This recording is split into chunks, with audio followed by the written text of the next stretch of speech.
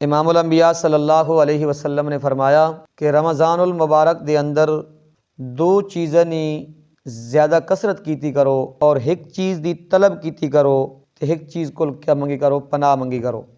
او دو چیزاں کیڑیاں جنہاں دی کثرت کرنی، پہلی اے وے کلمہ طیبہ لا الہ الا اللہ محمد الرسول اللہ۔ چلتے پھرتے اٹھتے بیٹھتے کیا کرنا ہے؟ ذکر کرنا ہے، اللہ کو یاد کرنا ہے، ورد کرنا ہے، لا الہ الا اللہ۔ دوسرے نمبر پہ استغفار، ہر وقت زبان پہ یہ کلمہ جاری ہو، استغفر اللہ ربی من کل ذنب۔ اور تیسرے نمبر پہ جس چیز کی طلب کرنی ہے وہ ہے امام الانبیاء صلی اللہ علیہ وسلم نے فرمایا کہ جنت کی اللہ سے طلب کرو، اور جس چیز کی پناہ مانگنی ہے وہ ہے جہنم سے رب سے کیا مانگنی ہے؟ پناہ مانگنی ہے۔